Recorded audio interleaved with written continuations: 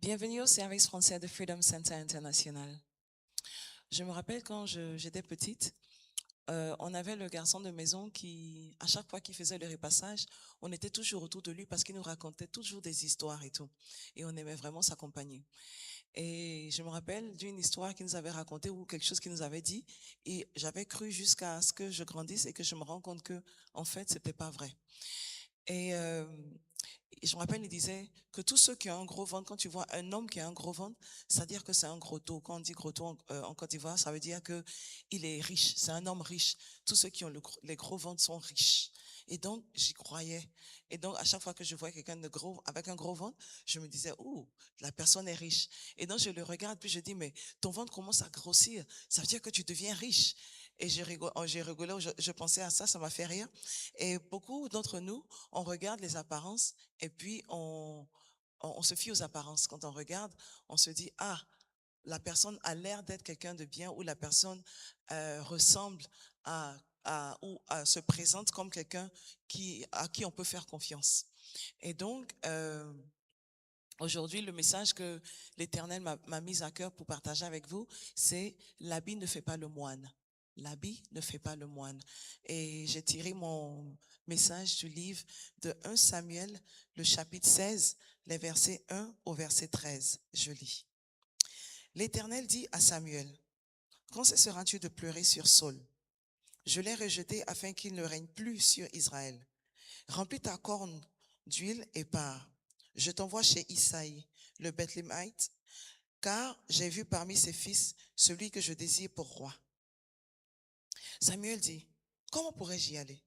Saul apprendra et me tuera. L'Éternel dit, tu prendras une gémisse avec toi et tu diras, je viens pour offrir un sacrifice à l'Éternel. Tu inviteras Isaïe au sacrifice. Je te préciserai ce que tu dois faire et tu désigneras par onction pour moi celui que je t'indiquerai. Samuel fit ce que l'Éternel avait dit et se rendit à Bethléem. Les anciens de la ville accoururent effrayés à sa rencontre et demandèrent, ton arrivée annonce-t-elle quelque chose d'heureux? Il répondit, oui, je viens offrir un sacrifice à l'Éternel. Consacrez-vous et venez avec moi au sacrifice. Il fit aussi consacrer Isaïe et ses fils et les invita au sacrifice. Lorsqu'ils entrèrent, il se dit, en voyant Eliab, certainement celui que l'Éternel désigne pour onction est ici devant lui. Mais l'Éternel dit à Samuel, ne prête pas attention à son apparence et à sa grande taille, car je l'ai rejeté. En effet, l'Éternel n'a pas lui-même regardé. En effet, l'Éternel n'a pas le même regard que l'homme. L'homme regarde à ce qui frappe les yeux, mais l'Éternel regarde au cœur. Isaïe appela Abinadad et le fils passa devant Samuel. Samuel dit, l'Éternel n'a plus, ne l'a l'Éternel n'a pas non plus choisi celui-ci. Isaïe fit passer Shama. Et Samuel dit, l'Éternel n'a non plus pas choisi celui-ci. Il fit passer 7 de ses fils devant Samuel. Et Samuel dit à Isaïe, l'Éternel n'a choisi aucun d'eux. Puis Samuel dit à Isaïe, tous tes fils sont-ils là? Il répondit, il reste encore le plus jeune, mais il garde les brebis. Alors Samuel dit à Isaïe, envoie quelqu'un le chercher, car nous ne prendrons pas la place avant qu'il ne soit arrivé. Isaïe envoya quelqu'un le chercher. Il était roux, avec de beaux yeux et une belle apparence. L'Éternel dit à Samuel, lève-toi, verse l'huile sur lui, car c'est lui. Samuel prit la corne d'huile et le consacra par onction au milieu de ses frères. L'esprit de l'Éternel vint sur David et partit à partir de ce jour et par la suite. Samuel se leva et partit à Rama. Et donc, c'est l'histoire où Samuel a oint David comme roi. Dieu l'a choisi et il a oint David comme roi. Et donc, ça a commencé par dire que Samuel pleurait sur Saul. Il pleurait sur le sort de Saul parce que Saul avait désobéi quand, je crois, Dieu lui avait dit d'aller détruire les Amalécites. Quand il est parti, il a gardé le roi, il a gardé les brebis et tout ça, alors que Dieu lui a dit détruis tout, les animaux, tout, tout, tout. Mais il a gardé les plus bonnes parts, les animaux les plus graisseux et tout, parce que il avait peur de ce que ses compagnons allaient dire. Et donc, comme il avait peur, il a succombé et il a décidé de garder. Et quand Samuel est venu, il dit, mais qu'est-ce que tu as fait là? Et donc, Dieu l'a rejeté. Et c'est là que Samuel a dit, Dieu préfère l'obéissance plutôt que le sacrifice. Parce qu'il dit, j'ai gardé tout ça pour faire sacrifice. Il dit, Dieu préfère l'obéissance que le sacrifice. Il lui a dit, Dieu t'a rejeté. Et donc, Samuel, il plaidait toujours le cas de Saul devant Dieu. Et donc, Dieu lui a dit, pendant combien de temps tu vas t'arrêter là à pleurer pour Saul, sur le sol de Saul? Je t'ai dit que je l'ai rejeté. Arrête de pleurer. Et puis va maintenant à Bethléem. J'ai choisi quelqu'un et je te montrerai la personne. Va dans la famille de Isaïe, qui est le père de David. Et donc, Samuel se dit, mais si je vais là, Saul, il va me tuer. Dès qu'il va apprendre que moi, je suis là, puisqu'il sait maintenant que tu l'as rejeté, si je viens, il se dit que si je viens oindre le nouveau roi. Je ne viens pas comme ça. Si je viens, c'est que c'est important. Je viens oindre le nouveau roi. Et donc, puisque tu viens, il y a sa présence, on voit de l'importance au point où, quand il est arrivé à Bethléem, les anciens lui ont dit, est-ce que ta présence, ils ont eu peur. Quand ils l'ont vu venir, ils ont eu peur parce que, qu'est-ce qu'il vient faire ici? Parce qu'il ne vient pas. Il réside à Rana. Il est allé dans sa ville natale. Il vit à Rana. Et donc, il se demande, mais pourquoi est-ce que Samuel est venu ici? Parce que il ne vient pas, il ne se déplace pas comme ça. S'il se déplace, c'est que vraiment Dieu lui a dit de faire quelque chose où il y a quelque chose d'important pour qu'il se déplace. Et donc, il y a quelque chose d'important pour qu'il se déplace. Et donc, il ne vient pas comme ça. Samuel ne se déplace pas comme ça. Et donc, quand ils l'ont vu, ils ont eu peur. Mais est-ce que ta présence, on voit un événement heureux, quelque chose de bon ou de mauvais? Et donc, il lui a dit, non, oui, c'est un événement heureux. Et comme Dieu lui a dit, il dit, prends une gémisse et dis-leur que tu viens sacrifier, tu viens envoyer un sacrifice pour l'Éternel. Et donc, il a dit, oui, je viens sacrifier, envoyer un sacrifice à l'Éternel pour leur dire de ne pas s'inquiéter. Il est venu consacrer, offrir un sacrifice à l'Éternel. Et donc, il leur dit, oui, consacrez-vous. Consacrez-vous tous, consacrez-vous, et puis venez au sacrifice. Et il invite aussi Esaïe et ses fils, puisque Dieu lui a dit qu'il il a choisi quelqu'un, un parmi ses fils, les fils d'Isaïe. Donc, il les invite au sacrifice avec lui. Donc, il les consacre. Ils sont tous consacrés. Et puis, il les invite maintenant au sacrifice. Et donc, Samuel, ce qui est intéressant, c'est que tous les fils d'Isaïe étaient là, sauf David. Comme j'ai expliqué que Samuel, la présence de Samuel, quand Samuel est venu, tous les anciens de la ville avaient peur. Ils se demandaient où. Qu'est-ce que ta présence apporte? Parce que sa présence est importante. Quand il vient, il ne vient pas juste pour de passage, mais il vient parce qu'il a quelque chose à faire, quelque chose de très important à faire. En général, Dieu va lui demander, va faire A, B, C. Donc il se disait, sa présence est importante. Et donc si tu vois quelqu'un qui est aussi important, qui vient maintenant, et il dit qu'il vient dans ta maison, et tu sais que quand il vient, il dit, invite, il envoie tous tes fils.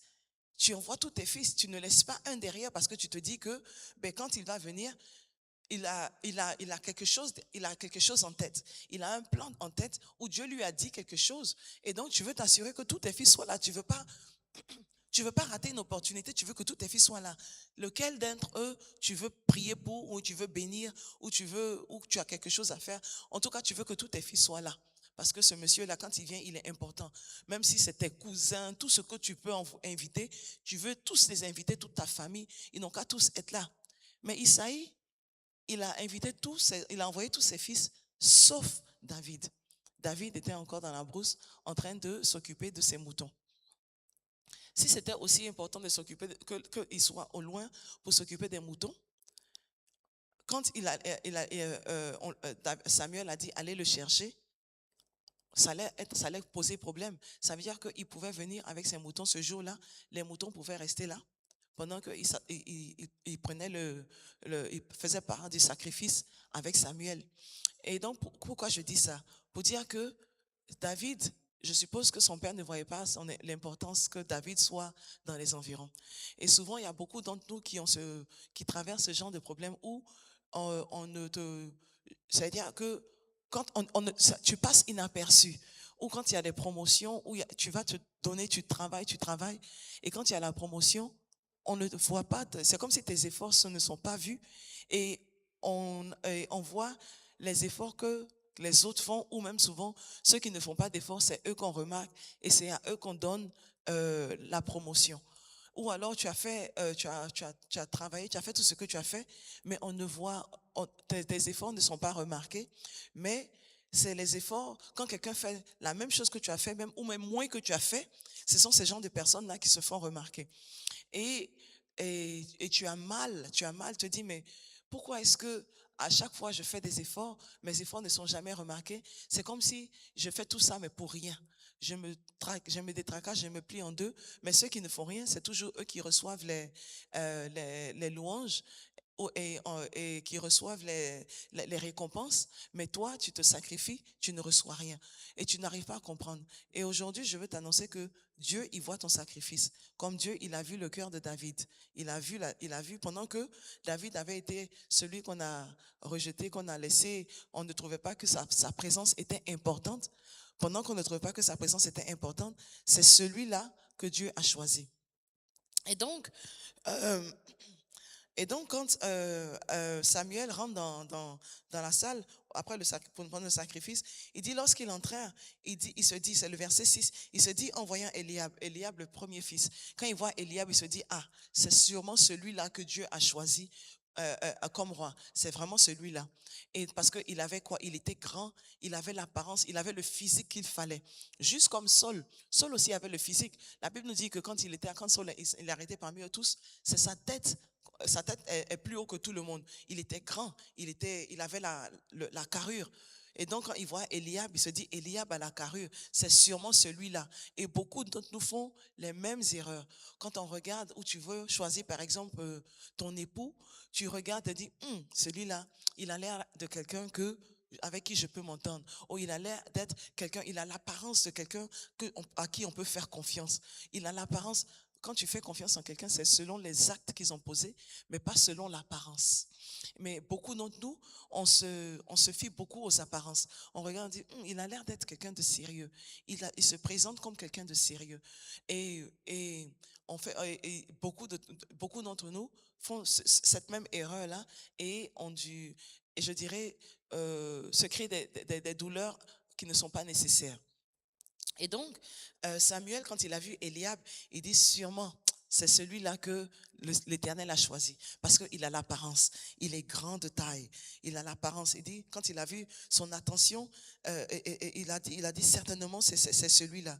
Parce que l'Éternel dit à Samuel, ne prête pas à son apparence et à sa grande taille. Pour dire quoi? Il est grand, il a une belle apparence. Il dit non. Il a la forme, il a la carrure de quelqu'un qui peut régner. Il a la carrure de quelqu'un qui peut gouverner ou qui peut diriger. Il dit ne prête pas attention à son apparence. Ce n'est pas lui que j'ai choisi. Il dit, ne prête pas attention à son apparence, ce n'est pas lui que j'ai choisi. Il dit, l'Éternel ne regarde pas comme l'homme. Il dit, l'homme regarde à ce que les yeux frappent. Et donc, nous, on prête attention aux yeux, ce qui frappe à l'œil. Quand on regarde, c'est une belle femme. Non, je crois que j'ai trouvé ma femme. Regarde comment elle sourit. Regarde comment elle a l'air d'être gentille. Regarde comment elle a l'air d'être douce. Tu ne la connais pas, mais dès que tu l'as vue, tu es convaincu que non, ça, c'est la femme de ma vie parce que quand tu regardes, tu aimes ce que tu vois. Et beaucoup d'entre nous font les mêmes erreurs. Beaucoup d'entre nous font les mêmes erreurs. Et donc, il dit, ne regarde pas la taille. Ne regarde pas son apparence. Ne regarde pas tout ça. Il dit parce que l'Éternel ne regarde pas, lui, il regarde le cœur. C'est le cœur qui l'intéresse. Nous, on regarde l'apparence, ce qui nous frappe aux yeux, mais lui, il regarde le cœur parce que lui, il voit le cœur. Il voit le cœur de l'homme. On ne peut pas tromper Dieu. Et donc, dans le verset 8, il continue par dire, et il dit, Isaïe appela donc Abinadab, qui est le suivant de ses fils, le second, et Samuel dit, l'Éternel n'a pas choisi celui-là non plus. Et donc, il a fait passer tous 7 fils. Et il dit, l'Éternel ne l'a pas choisi. L'Éternel n'a choisi aucun d'entre eux. Mais Samuel, il est convaincu que euh, Dieu lui a dit, il est convaincu de ce que Dieu lui a dit. Dieu lui a dit, va dans la famille de Isaïe, parce que j'ai choisi un de ses fils pour être le roi. Et c'est celui-là, celui que je vais te montrer là. C'est lui que tu vas oindre comme roi. Mais comment ça se fait que tu as fait passer tous les fils et puis l'Éternel me dit qu'il a choisi aucun d'eux? Il dit, est-ce que tu as un autre fils? Parce que je n'arrive pas à comprendre. Est-ce que tu as un autre fils? Et celui que Isaïe, lui-même le père, n'a pas trouvé nécessaire parce qu'il t'a dit, envoie tes fils au sacrifice. Et puis toi, on vient avec tous tes fils. Il n'a pas dit viens avec un ou deux. Il dit viens avec tous tes fils. Et au lieu de venir avec tous tes fils, tu laisses un derrière. Parce que lui, il n'est pas important à tes yeux, je suppose, ou tu te dis que non, il n'a pas besoin d'être là. Sa présence n'est pas nécessaire. C'est David qui allait s'occuper des moutons. C'est David qui, quand l'ours ou le lion venait attaquer les brebis, David qui défendait, il venait dire au père, mais c'est lui encore qu'on ramenait dans la brousse. Retourne t'occuper des moutons. Pendant que maintenant, on dit, par exemple, c'est comme si le président, il arrive dans la maison, tu veux que toute ta famille soit là. Tu veux présenter tes enfants au président. Tu veux que, voici mon fils Eliab, voici mon fils Shama, voici mon fils. Tu veux présenter tous tes enfants. Voici X, X et Z. Tu veux A, B, C, D. Tu veux tous les présenter. Tu veux que qu'il prononce une bénédiction même sur leur vie. Tu veux qu'il soit là. Le pape arrive dans ta maison. Pour les catholiques, le pape, il arrive dans ta maison, mais tu envoies tous tes enfants. Pardon, il faut prier pour tous mes enfants. Tu veux que, tu vas tout faire pour que tous ceux qui sont chers soient présents là. Et le prophète, il te dit, viens avec tes fils. Il vous invite, toi et tes fils.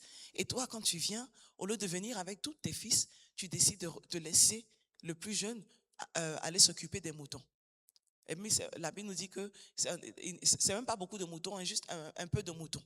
C'est lui que tu envoies, va t'occuper de nos petites brebis qui sont le petit nombre de brebis qu'on a. Mais David, on l'avait rejeté. C'est pas comme si, quand je dis on l'avait rejeté, c'est-à-dire que son père ne voyait pas l'importance, il ne voyait pas la nécessité pour que David soit là. Alors, devant cette personnalité qui se présente à la maison aujourd'hui, qui est venue offrir un sacrifice, on nous a tous invités. Mais toi, David, tu n'as pas besoin de venir. Toi, il faut rester. Et combien d'entre nous traversent cette douleur-là, ou cette peine-là dans le cœur, où on se dit, mais je me suis donné, j'ai fait A, B, c'est toujours, c'est moi, on envoie pour aller faire tant. Quand il y a les événements importants, on ne trouve pas nécessaire que je sois présente. Mais quand il s'agit de faire les tâches, les travaux, on me dit, ok, oui, c'est là qu'on me connaît, c'est là qu'on t'appelle pour te dire, va faire A, B, C, ou bien, est-ce que tu peux venir parce qu'on a besoin de toi. Mais quand il s'agit d'événements importants, d'événements heureux, où ça va profiter, on ne te voit pas, on ne te compte pas. Combien d'entre nous ont cette peine-là, où on se fardeau sur la tête, où on se poids-là sur le cœur, et on a mal, et on ne sait pas comment faire, et on a cette douleur-là, on traverse, ou on supporte cette douleur-là, où on porte cette douleur-là sur le cœur, et puis on a du mal à comprendre pourquoi est-ce que c'est comme ça, et on pose la question à Dieu, mais pourquoi est-ce que toujours c'est mon histoire? Pourquoi est-ce que toujours c'est le cas où tu regardes mes frères et sœurs, quand il s'agit de faire... d'aller de profiter des bonnes choses. Quand il s'agit des bonnes choses, c'est toujours eux qu'on appelle, mais quand il s'agit de moi, c'est le contraire. Je me rappelle, je connais quelqu'un qui elle avait ce même problème, où à un certain moment, elle se demandait si ses parents étaient vraiment ses parents, parce que elle n'arrivait pas à comprendre pourquoi est-ce que le traitement était aussi différent entre elle et sa sœur. Elle n'arrivait pas à comprendre pourquoi est-ce que le traitement était aussi différent. Est-ce que mes parents sont vraiment mes parents? Parce que je n'arrive pas à comprendre pourquoi est-ce qu'ils me traitent de cette manière, et puis ils traitent ma soeur d'une manière aussi douce. Quand il s'agit de la souffrance que j'endure, et quand je viens leur parler de ma souffrance, ils me ramènent. Je leur dis, voici ce que je vis, où vous m'avez envoyé pour vivre. Ils me ramènent, et puis ils restent avec ma soeur, alors que c'est pas comme si on n'est pas dans la même ville, on n'est pas dans le même quartier, mais pourquoi est-ce que je ne peux pas habiter avec vous et je suis obligée d'aller là-bas pour aller souffrir alors que vous vivez avec ma sœur? Et donc, elle n'arrivait pas à comprendre pourquoi. Mais Dieu, qui voit, il sait pourquoi, il voit ta douleur, il voit ce que tu traverses. Si tu es dans une situation où on te dit, ah, toujours c'est moi qu'on punit. Quand les autres font A, B, C, même quand j'explique, on ne me croit pas. Même quand je dis, on ne me croit pas, ils protègent les autres et c'est toujours moi, sur moi que ça tombe. Même quand ils savent que je n'ai rien fait, c'est toujours sur moi, c'est toujours, ils vont trouver un moyen de tourner ça pour que ce soit moi qui sois puni. Même quand ils vont dire, oui, mais c'est parce que tu as fait ça qu'il a fait tant. Ou c'est si tu n'avais pas fait ça, il n'allait pas faire tant. Et donc, c'est de ta faute. Et donc, si tu es cette personne qui traverse cette douleur-là, puis tu n'arrives pas à comprendre, mais pourquoi est-ce qu'au travail, c'est toujours moi quand il y a des tâches à faire, je vais faire, quand il s'agit de faire des sacrifices, c'est moi qu'on appelle pour faire les sacrifices. Ils vont me demander de faire des heures supplémentaires. Je fais des heures sup. Je travaille. Et quand j'ai fini, maintenant, quand la récompense va venir, où on t'a dit on va donner les gros bonus, on ne me passe pas le bonus, mais on donne ça aux autres. Et moi, on me donne juste une petite fraction de ce qu'eux, ils ont reçu. Alors que quand il y avait le travail, eux, c'est pas eux qui se sont sacrifiés, c'est à moi qu'on demandait de faire le sacrifice. Et puis maintenant, quand les fruits arrivent, moi, on me donne juste une fraction. Et si tu es ce genre de personne où tu dis, mais à chaque fois, quand tu es dans la maison, tous mes frères ont le droit d'aller se promener sauf moi. Moi, quand il s'agit, on me dit non, retourne dans la cuisine, non, nettoie. Est-ce que tu as fini de nettoyer la maison? Est-ce que tu as fini de faire A, B, C? Et tu n'arrives pas à comprendre, mais pourquoi est-ce que c'est toujours moi? Pourquoi c'est moi qui souffre de cette manière? Comme Cendrillon, si vous regardez le dessin animé Cendrillon, il y avait un film aussi Cendrillon où sa marâtre ou la femme de son père qui la maltraitait et c'était ses sœurs qui, qui, euh, qui passaient du bon temps dans la maison. C'est elle qui devait faire tous les travaux ménagers et quand il y avait la fête pour aller chez le prince, ben sa sœur, ses sœurs qui devaient partir et elle devait rester. Et finalement, sa fille est venue pour euh, c'est la fiction et c'est pas quelque chose de réel, mais pour expliquer, pour que ce soit un peu visuel, pour vous expliquer que euh, beaucoup de gens traversent ce genre de situation-là. David était dans cette situation. Il devait se dire, mais on dit le Samuel est là. Et puis vous me dites de retourner pour aller m'occuper des brebis. Ah, je ne peux pas rester au moins ce un jour-là, puisque le sacrifice est là. Pourquoi est-ce que je ne peux pas faire partie du sacrifice au moins? Pourquoi est-ce que je ne peux pas faire partie de ce grand sacrifice-là? Où il a dit, il a invité tous les enfants, mais à moi, on me dit, va t'occuper des brebis. Tu n'as pas besoin d'aller au sacrifice, non seulement au sacrifice, mais toi, va t'occuper des brebis. Donc, combien d'entre nous ont eu cette douleur-là? Et donc, Samuel, il a regardé tous les fils, il les a regardés, et puis il dit, bon, ben, l'Éternel a choisi aucun d'entre eux. Et donc, comme l'Éternel a dit, il dit, tu sais quoi? Vous regardez ce qui frappe aux yeux. Mais moi, je ne regarde pas, ce n'est pas ce qui m'intéresse. Moi, ce qui m'intéresse, ce qui m'importe, c'est le cœur. Je regarde le cœur, l'état du cœur, c'est ce qui m'importe, c'est ce que je vois. Vous regardez ce qui frappe aux yeux, mais moi, je regarde l'état du cœur. Et beaucoup d'entre nous ont choisi nos maris, ou tu as choisi l'homme avec qui tu vas passer le reste de ta vie, ou la femme avec qui tu vas passer le reste de ta vie, parce que tu aimes la manière dont elle se présente, tu aimes ce que tu vois. Et donc, tu as du mal tu veux qu'elle soit quelqu'un d'autre, une autre personne dans le corps de la personne que tu veux. Et tu insistes, et c'est puisque tu aimes le physique de la personne, c'est dessus que tu te focalises, c'est sur ça que tu mises, et donc c'est ça que tu veux. Ou alors, beaucoup d'entre nous ont regardé, par exemple, la personne a l'air d'être quelqu'un de confiance et tu l'as choisi, elle, pour venir s'occuper de tes enfants. Et quand tu n'es pas là, elle fait beaucoup de vilaines choses à tes enfants. Elle fait beaucoup de vilaines choses à tes enfants, des abus que tu ne peux pas imaginer. Et parce que l'enfant ne peut pas parler, ne peut pas te dire, tu ne sais pas en fait ce qui se passe jusqu'à ce qu'un jour Dieu te le révèle. Ou alors, il y a beaucoup d'entre nous aussi en emploi où on décide, tu sais quoi, cette personne a l'air d'être quelqu'un. Quand je regarde la personne me plaît. J'aime l'apparence de la personne a l'air d'être quelqu'un de sérieux. La personne a l'air d'être quelqu'un en qui je peux faire confiance. Donc, je décide de l'employer, de lui donner le boulot. Sans même savoir si la personne est compétente pour le job, ou la personne a de bonnes, je dirais, un bon caractère. Parce qu'en général, quand on t'invite pour un entretien, c'est maintenant le caractère, parce que tu sais que le CV de la personne te dit que la personne a les qualifications pour faire le travail. Mais maintenant, tu veux savoir, est-ce que la personne a le caractère qu'il faut pour pouvoir aider ton business à progresser. Et beaucoup d'entre nous, on se fie aux apparences. Ouh, je regarde la fille, elle est belle. Je pense que elle sera bien à la caisse. Mais est-ce qu'elle a le caractère qu'il faut? Peut-être qu'elle a le physique qu'il faut, mais est-ce qu'elle a le caractère qu'il faut? Parce que peut-être qu'à la caisse, elle va se chamailler avec tous tes clients. Et tu vas voir que tes clients vont même plus regarder la beauté. Ils vont se dire, non, on peut pas, on peut pas. Mais toi, parce que tu l'as vue, elle est élégante. C'est elle que tu veux employer pour aller à la caisse. Et quelqu'un qui n'est pas très élégant te dit, non, c'est pas elle. Alors que la personne a un bon caractère. Elle prend du temps pour discuter. Elle est aimable. Et donc, elle donne envie aux clients de revenir. Et beaucoup d'entre nous se fient aux apparences au lieu de se fier sur le cœur. Et Dieu, il regarde le cœur. Qu'on fasse quoi que ce soit, il regarde le cœur. Et donc, il dit, il regarde le cœur. Et donc, quand il a dit, va le chercher, va le chercher. Il a dit, j'ai un fils qui s'occupe des brebis. Et Samuel dit à Isaïe, il dit, envoie chercher, car nous ne prendrons pas place avant qu'il ne soit arrivé. Il dit, on va même pas s'asseoir pour prendre le repas tant que David ne soit arrivé. Et donc, quand David est arrivé, la Bible décrit David comme quelqu'un qui est roux et beau et une belle apparence. Pour dire quoi? C'est comme par exemple, c'est-à-dire tu es comme quand il partait se battre contre Goliath. Saul encore lui dit, mais regarde, tu es tellement beau, tu n'as pas, c'est-à-dire tu n'as pas, comme si tu n'as pas affronté les difficultés de la vie. Tu as l'air trop petit, trop jeune, trop, ta peau, tu n'as pas eu de combat, tu n'as pas eu à combattre, tu es mince, tu n'as pas la corpulence qu'il faut, tu es vraiment beau, tu es vraiment petit, non, tu as l'air d'être innocent, mais Dieu dit, c'est lui que j'ai choisi. Comment tu le regardes et puis il a l'air innocent là, c'est lui que j'ai choisi, oins-le. Et pour dire quoi? Que l'habit ne fait pas le moine. Souvent, tu vas voir des gens qui sont, en général, quand les gens ils viennent faire